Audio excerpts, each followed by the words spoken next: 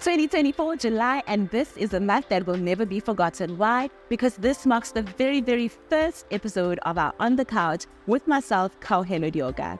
I am very excited to welcome my very first guest for this year, HOD of Accounting Sciences at Walter Sisulu University, humanitarian, managing director at SNB Chartered Accountants and Auditors, the epitome of lift as you rise, a true inspiration who has exemplified what making a difference looks like in the Eastern Cape.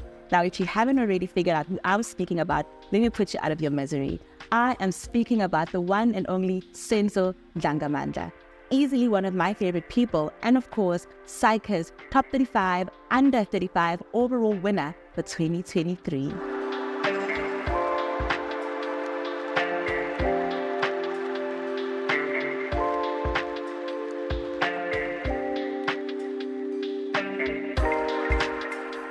Undunga, a very, very warm welcome to you on this very cold day in Johannesburg. How are you doing? Thank you, Kgauhelo. I'm doing great. Yeah. Amazing. I mean, you've had a very, very busy year since being recognized as SAICA's top 35 under 35 overall winner last year. And I really want us to take a moment to reflect on what this recognition has really done for Senzos brand and personal development. It's been a great experience and a humbling one. And I usually sense it when I meet people, they remind me that, hey, you are the overall winner. And I think it's during those moments that I really I get reminded of how truly this means. Yeah. I've met new people through this recognition who are open, for us to collaborate, both at a personal level and also in my various roles at Walter Sisulu and also in my business. Yeah. So you highlight a lot of networking, right, that has emanated as a result of this recognition. And I want us to talk or dwell a little bit more on what then this has done for your career. Just last year after the announcement of me being the winner, there was a ceremony at the university, the VC's Excellence Awards, and I got an award in that ceremony, a special award from the VC, which for me was quite, an exciting moment. Yeah. And career-wise, I've gotten other opportunities even within the institution, and I do think it's been influenced by this recognition by SAICA. And speaking of opportunities that you have gotten in the institution, something very, very exciting happened. You went on to SAFM on the 9th of July, and you did something very exciting. Yeah. Tell us more about that, and tell us also about your guest. Why did you decide to interview that particular guest? I think I do just need to say, Kgauhelo, that this has to be one of the most adventurous things I've ever done in my life. Yeah. I didn't even know how to prepare for it because I'm hosting a show, but what does it mean to host a show? Yeah, and this is all new to you. I'm just an academic. I'm used to speaking, yes, but this is different speaking. Yeah. I'm coordinating a whole radio show on a national radio. Yeah. So it just kind of an exciting experience, and I chose Nkululeko strategically. I can't hide the fact that, I'm at Walter Sisulu, and her as the chancellor of the university, but also being in the profession, I thought should be a suitable guest for me to host on the show. So, Senzo, what I'm picking up from your decision to select Nkululeko as your guest for the takeover you did is that you have really, really, really strong roots in Mthatha through your affiliation with the Walter Sisulu University, which also happens to be a historically disadvantaged institution. So, talk to me about the difference that you seek to make, particularly in that area. Sure. I think Mthatha has so much potential. It has brilliant individuals. Even if you look at some of the successful people in South Africa, you find that they've got a link with Mthatha or the Eastern Cape. So having spent a decade in Mthatha, I've seen how much of a potential the place has, and I do think there's a need. It's not a Senzo thing or a Kgauhelo thing or a certain individual's thing, but I think there is a need for certain individuals and organizations to really collaborate and try and rebuild Mthatha as a city. I think it can be an economic hub, at least within the province. And I think also even for the students, because you travel to all these other cities, you see these tall buildings, big brands, and I'm just imagining myself as a student being in that area. I get inspired, and then you go to Mthatha, you don't find any of that. So I do think there's a need really to rebuild the city so that we can also just drive that inspiration for the young ones. Yeah, and you highlight quite an interesting disparity, right, between the big cities and what you do find in Mthatha currently. So let's talk then about some of the challenges that you have come across in your journey as HOD and how the profession and academia can assist to alleviate those challenges. Sure. Yeah, when you're an HOD at Walter Sisulu, housing an accredited program by a professional body, it's a task and a half. Because what you'd expect from an HOD is that you are at a strategic level. You are giving direction, you are, leading the way, for the team and everyone. But I find myself on the ground at an operational level. Okay. Because that's what our circumstances require from us, as HODs. And for me, that has to be the biggest challenge. You then struggle to really be strategic and bring in strategic partners and bring in exciting programs.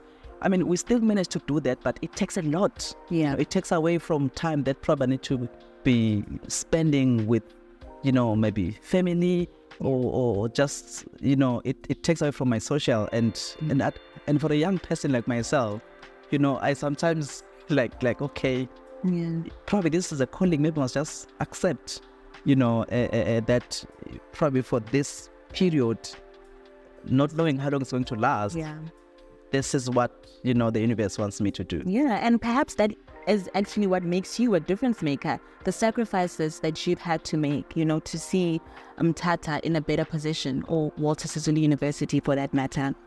You mentioned that you've been in Mthatha now for 11 years. I'm interested in hearing about your outlook for the profession another 11 years from now. But let's take it back to Mthatha then. Well, I'm just looking at this generation, Gen Z. I think they are the most brilliant group of people. I like how unstructured their thinking is. And sometimes we find ourselves limiting them because we want them to think a certain way, but that's not who they are. And I think there's so much potential in that. Okay. And I think I'm very then excited about, the prospects of the profession and the type of professionals we're going to have in the future. They are creative thinkers. And that excites me. Okay. And I guess there's nothing as exciting as a numbers cruncher and a creative thinker housed in one body. I'm also very excited to see what these young individuals, what type of change they manage to effect in future. So something exciting is happening in your life in September. You are heading over to Canada for One Young World. Yes. Okay. So I want to hear, Senzo, what excites you the most about attending this prestigious summit? And how will your attendance benefit not only you, but also the profession? Okay. Well, I see the summit.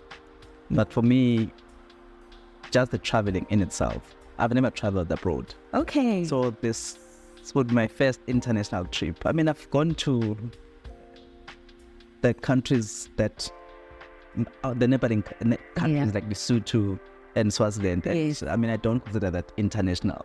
So this is my first proper international trip. Yes. I was doing my visa application that I did in Pretoria, and I mean, just that experience. I'm like, okay, so this is what, these are the processes of you trying to get your visa, and traveling abroad. So for me, that's one of the biggest things that really excite me. But of course, the event itself, because now, I get, to meet other young, leaders from across the globe, to network with them. And I do think that from those deliberations, that there will be ideas that, would come out of that. And probably there will be projects that we might end up doing with other young professionals from across the world for the benefit of, So profession. Can I also just say, Senzo, you've been on international trips. Lesotho is an international trip. Okay. You've just never been somewhere that requires a visa. I guess. I guess. We just needed to get that out of the way. But you've mentioned that one of the humanitarian causes that are very close to your heart, Senzo, is equality and the scourge of poverty. Yes. So I'm interested then in finding the link for you. What is the possible link for you between your upcoming trip to One Young World and somehow influencing change over the scourge of poverty in our home country? Well, I mean, I do think that probably from some of the engagements that are going to take place during the summit, there'll be certain pointers that would spark certain conversations that we can take with back into the country. And I think probably as young people, we can start having those conversations and see how can we really bridge the gap, because unfortunately it continues to exist. Yeah.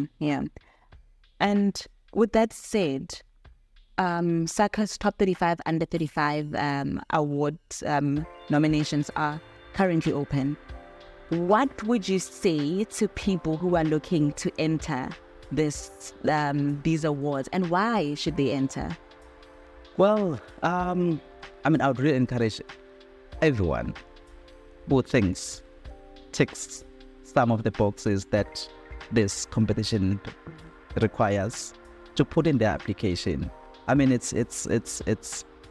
can be, for me, it was a once in a lifetime experience. I'm not saying that probably I won't achieve other things, as I progress in my career, but this has to be the most exciting moment that I've had, which I'm still trying to process even now. So I do really encourage people to put in those applications, and you never know. They might win a trip to One Young World. Absolutely. And actually go on an international trip. Yeah. A real international trip. Yeah. Senzo, now I'm going to turn up the heat in here, okay? I'm going to ask you lightning questions, or the famous fire 5 questions. How this works is that I'm going to ask you 5 questions which only require a 1-word or 1-sentence response from you. Are you ready? Not quite, but yeah. And we represent chartered accountants and AGAs and ATs. So I need you to be as honest as possible. Okay. What would you say to 25-year-old Senzo?